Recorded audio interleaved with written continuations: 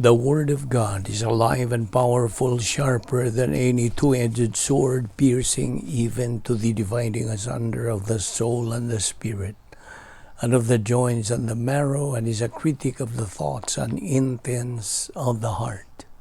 Ang tibuok nga kasulatan gipaginhawa sa Dios ug may kapuslanan alang sa pagpanudlo, alang sa pagpamadlong, alang sa pagpanulid, ug alang sa pagmatuto sa pagkamatarong aron ang tao sa Dios mamahingpit, masinangkapan alang sa tanang maayong buluhaton.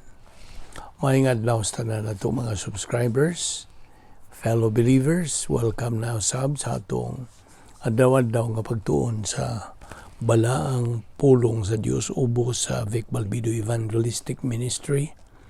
O karong adlaw agi og ingnon ta pagsaulog sa Semana Santa nga gitawag sa relihiyon. Well, of course, ato kining hatagan og pagtagad pinagi sa pagtuon sa balaang pulong may tungod sa lansang sa atong Ginoo Kristo dito sa krus. That's why ato kining giuluhan og the Crucifixion. Okay, so I presume nga ikaw magtutuo nakaandam na sa mong kaugalingon sa pa kita magtuon sa pulong sa Dios. Ikaw nga dili magtutuo, tumuo ka kang Ginoong Hesus, o ikaw maluwas. Okay, una sa tanan. Dunay dugang mga kamatuoran sa pagkadili talagsaon the uniqueness ni Ginoong Kristo sumala sa ato makita atong masayran gikan sa mga pulong nga iyang gibungat samtang siya nagabitay dito sa krus. So to further understand sa tanan nga mga pagtulunan nga espirituhanon nga nalambigit niini, we need to review sa ingnon ta chronology of the events of the cross. Now, you know, chronology, this is the arrangement or as of events in order of occurrence. Okay, una sa tanan, ang prosesyon pagpaingon dito sa Golgotha nga dinadtuan na nila ilansang si Ginoo Kristo. Procession arrive at Golgotha niadtong Mateo 27:33. Ikaduha, si Ginoong Kristo ilang gipainom ug makabungog, makahubog nga kanang suka, sinagulan ug abdo. Apan wa niya dawata kini Mateo 27:34. Ikatulo, si Jesus ilan ang gilansang og diha sa duha niya kakilid mao ang duha ka mga kawatan. Lucas 23:32 ngadto sa 33. Ug unya ang una niyang hinunta the first cry dito sa cross mao katong giingon niyang amahan. Pasayloan sila sa kay wa sila masayod sa ilang gibuhat. Lucas 23:34a. Ikaupat, ang mga kasundawhan nang pustahan na sila alang sa iyang bisti. They were gambling for his clothes. Kay kadto kustombre man to sa mga Romanhon. Mateo 27:35. Ikalima, ang mga Hudiyo misugod na sa pag-biyay-biyay niya, pagdaot kaniya o pagbuli kaniya. Mateo 27:39 ngadto sa 43. Ang mga duha kakawatan misugod na sa pagbiyay-biyay kaniya. Apan usa ni kanila mituo kang Ginoo Kristo. Lucas 23:39 ngadto sa 42. Ikapito, si Jesus cried out ug siya mibungat karong adlaw uban ka kanako dito sa paraiso. Mao to iyang gitubag niadtong usas kawatan nga mi tuo kaniya. Lucas 23:43b. Ikawalo, unya sa iyang pagtan-aw sa pagatiman sa iyang pamilya, ang ikatulo niya nga pag cry out was, babay, sudo nga ang imong anak. Ug sugod niadto ang apostol nga si Juan would care og iyang atimanon si Maria ingon nga iyang kaugalingong inahan. Juan 19:26-27.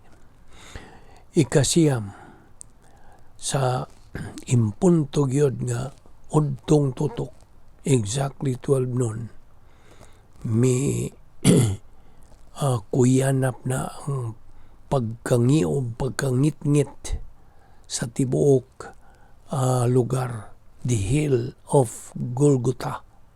Mateo 27:45. There was a darkness that fell upon all the land.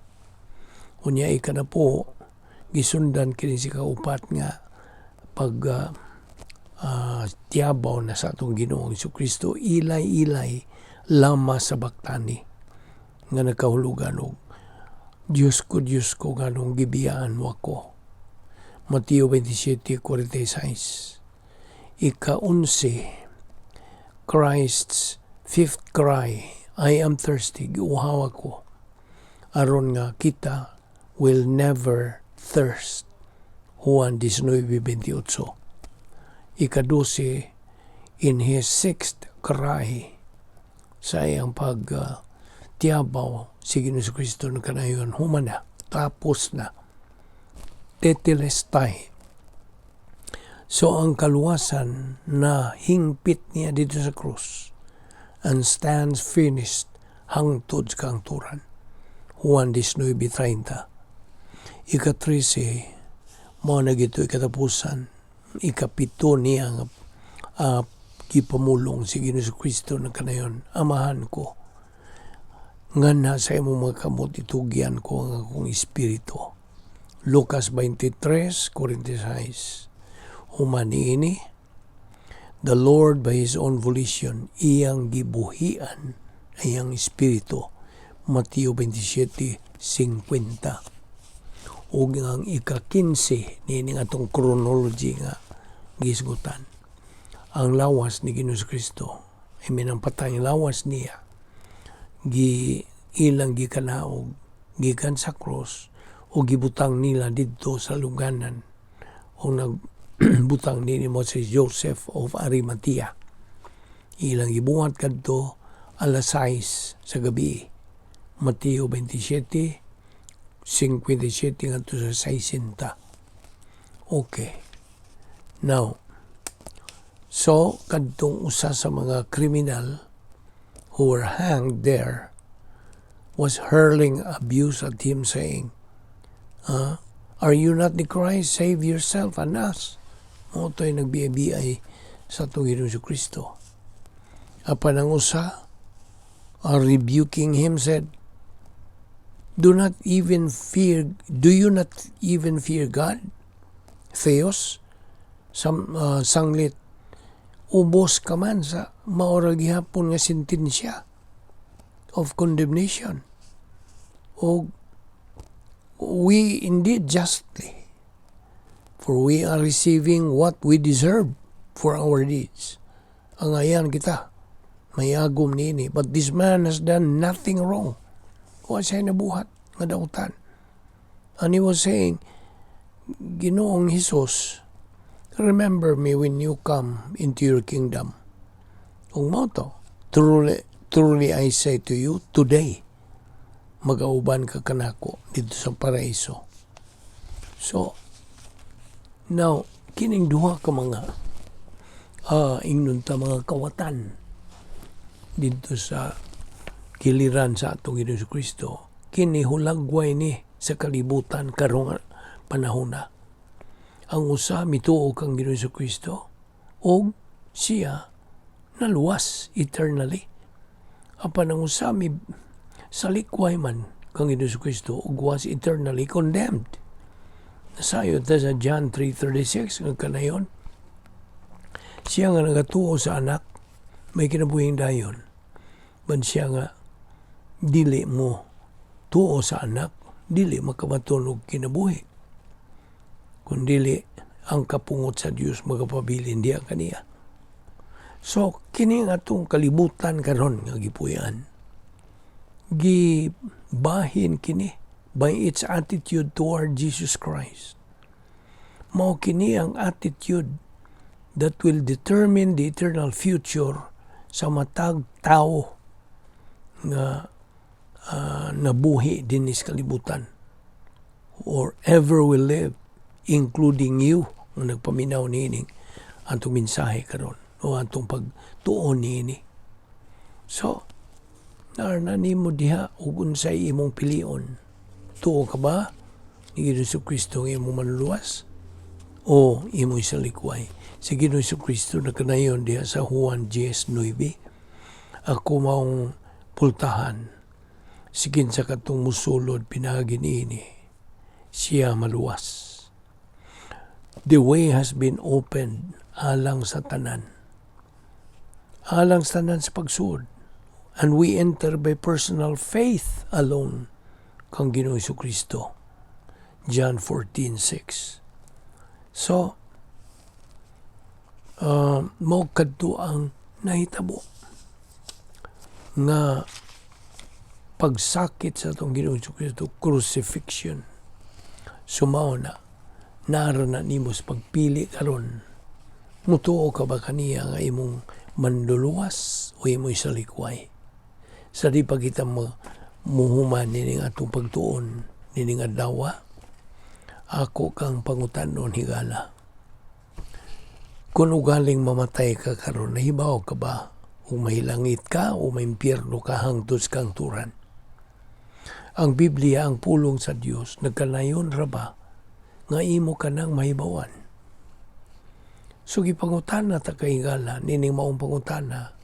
Sanglit mao kini ang labing manungdanong pangutana sa tibuok mong kinabuhi. So pangutanon ta kanini, luwas ka ba? Dili question kung sakop ka ba sa kasimbahan, kung dili luwas ka ba? Dili question kung nagkinabuhi ka ba sa katalahoron o dalaygong kinabuhi, kung dili luwas ka ba? Are you saved? Ang Biblia nagsulti sa ingon niini, kinahanglang maluwas kita, mga buhat 4:12. Higala, aron ka maluwas, unas tanan, kinahanglang mo angkon ka nga ikaw sa ka makasasala. Matod pas Roma 3, versikulo 10 ug 12, kaya ang kasulatan nagaingon, wala gayoy tao nga matarong. Walay nakasabot o langita sa Dios. Ang tanan na miya gikan sa Dios ug nahimo silang dautan. Walay bisan usang nagbuhat ug maayo, wala bisan usa. Nakasala ang tanan ug nahilayo sa imaya sa Dios. Roma 3:23. Higala, ang imong mga sala mo'y hinungdan nga nakabsal ka sa imaya sa Dios. Ug mao na hinungdan nga di gyud nimo matuman ang mga kinahanglanon aron ka mahilangit. Ikaduha, kinahanglan nga ikaw makaamgo nga ana ay nahigugma kanimo ug gani namatay siya alang kanimo. Siya mao si Ginoong Kristo kinsa namatay dito sa usa ka krus sa tuyo sa pagbayad sa imong mga sala ug sa paghatag kanimo kahigayunan nga ikaw mahilangit. Higala, ang Biblia nagasulti nga ikaw maluwas pinagi sa pagtuo lamang kang Kristo lamang. Pinagi sa pagtuo. Dawata si Kristo, si Jesus namatay. Ano sa paghatag o kinabuhing walay katapusan. Ngadto, bisan kinsang mutuo kaniya. Hinoon sa mas bisag unsang gasa, kay gasa man kining maong kaluwasan. kanang gasahawa gyoy bili hangtod nga imo kanang dawaton. Juan 1:12 nag-ingon, ang kadtong midawat ug misalig kaniya gihatagan niya sa katungod nga mahimong mga anak sa Dios. Og ang Efeso 2:8-9 nakanayon usab kay pinagi sa pagtuo na luwas kamo tungod sa grasya sa Dios. Dili kini inyong buhat kundi gasa sa Dios. Busang walay makapasigar mo niini sanglit, dili man kini bunga sa inyong mga paningkamot. Di man di pagayo. Ang bugtong pagtuo nga makaluwas kanimo mao ang hingpit nimong pagtuo kang Ginoong Hesukristo. Tumuo ka kang Ginoong Hesukristo ug ikaw maluwas. Mga buhat 16:31. Duha ra imong kapilian ni gala. Mutuo ka ba kang Kristo ingon nga imong maluluwas ug ikaw maluwas? O musalikway ka ba kaniya nga manluluwas ug ikaw mahinukman? So pagpili, higala. Apan samtang gisulti sa pulong sa Dios diya sa Juan 3:18 nga nagkanayon, ang dili mutuo mahinukman ang daan. Tungod kay wa man siya mutuo sa ngalan sa bugtong anak sa Dios.